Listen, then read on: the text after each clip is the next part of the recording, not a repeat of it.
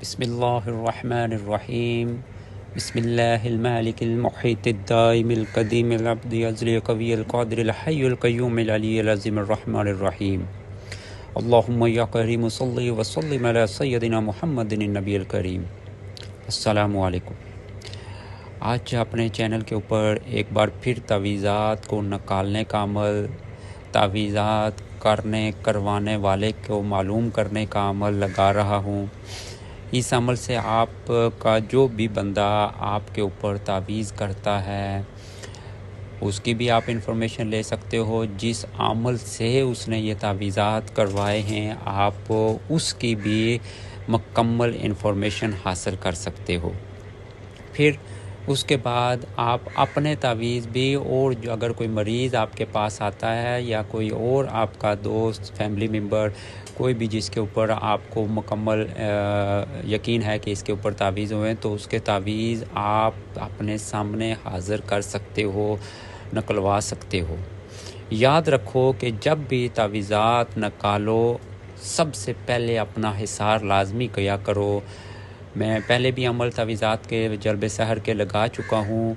میں اس وقت بھی مجھے کئی لوگوں نے یہ بھی کمنٹ کیا ہوا ہے کہ تعویذات اس آدمی کے جس کے ہم نے نکالے اس کے افیکٹ ہمارے اوپر آنا شروع ہو گئے۔ اس کی یہی وجہ ہوتی ہے کہ ایک تو آپ کی روحانی پاور بہت کم ہوتی ہے، دوسرا یہ کہ آپ حصار میں نہیں ہوتے ہو۔ اپنی حفاظت کر کے جلب سحر کا عمل کیا کرو، بغیر حفاظت کے جلب سحر کا عمل مت کرو۔ یہ نہ ہو کہ جس کا یہ کام کر رہے ہو، جس آدمی کا کام کر رہے ہو، اس کے وہ سارے کے سارے اثرات، اس کی رجت آپ کے اوپر آنا شروع ہو جائے۔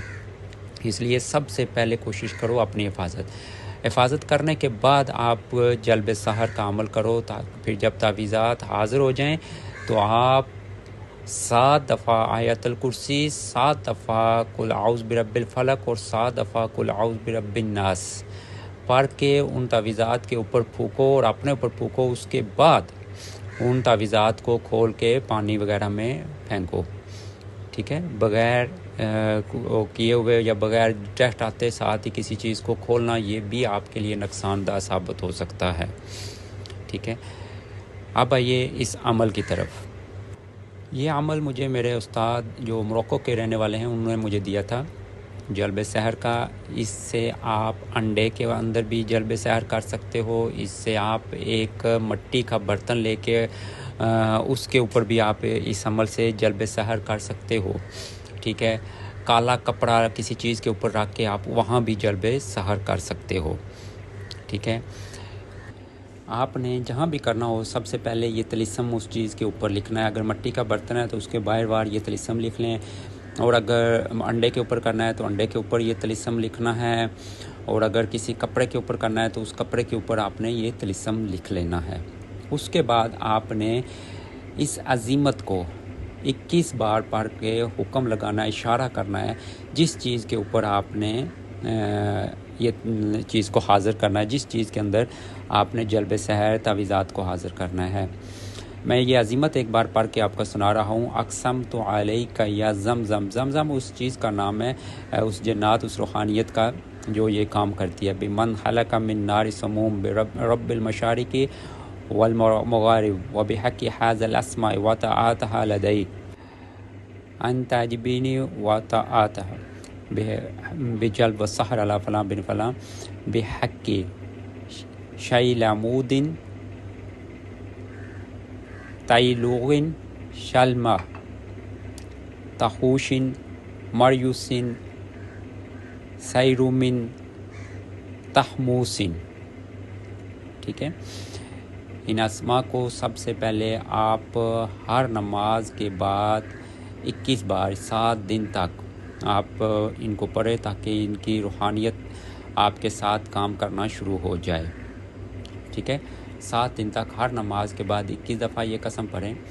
اس کے بعد سب سے پہلے اگر مریض کو چیک کرنا ہو تو آپ اس عزیمت کو پڑھو اور پڑھ کے سو جاؤ۔ خواب میں آپ کو اس کے بارے میں ساری انفارمیشن آ جائے گی کہ اس کے اوپر جادو ہے، کیسا ہے، کہاں ہے۔ اگر نہیں ہے تب بھی آپ کو بتا دیا جائے گا۔ جب آپ کو کنفرم ہو جائے کہ اس کے اوپر جادو ہے تو پھر آپ یہ جلب سحر کا عمل کرو، ٹھیک ہے؟ اسی وقت وہ چیز حاضر ہو جائے گی، جو بھی کیا کرایا سارا کچھ. پھر آپ اس کی انفارمیشن بھی لے سکتے ہو کہ کس نے کروایا اور کہاں سے کروایا گیا ہے.